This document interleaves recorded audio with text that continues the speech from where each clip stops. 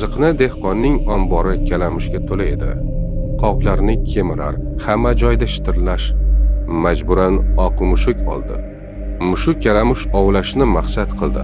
Kecha kunduz ishladi. 3 kunda hammasini yo'q qildi. Ombor jim bo'ldi.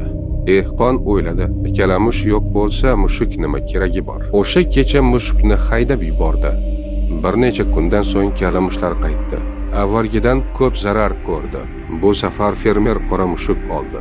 U aqlli edi. U kalamushlarni o'ldirmasdi. Shunchaki ularni jarohatlardi va natijani ko'rsatib keyin qo'yib yuborardi. Har kuni kalamush tutdi. Dehqon xursand bo'ldi. Uni mukofotladi. Kalamushlar esa hech qachon butunlay yo'q bo'lmasdi. Asta-sekin dehqon mushukka bog'lanib qoldi. Mushuk esa bemalol yashay boshladi. Psixologiyada bu ortiqcha mukammallik tuzog'i deyiladi. Oq mushuk ishini mukammal bajardi va shu sababli kerak emas bo'lib qoldi. Shuning uchun ba'zan 100% ish sizni chetlatishga sabab bo'ladi. Kichkina nomukammallik ko'pincha eng xavfsiz tarzda yashash qoidasiga aylanadi.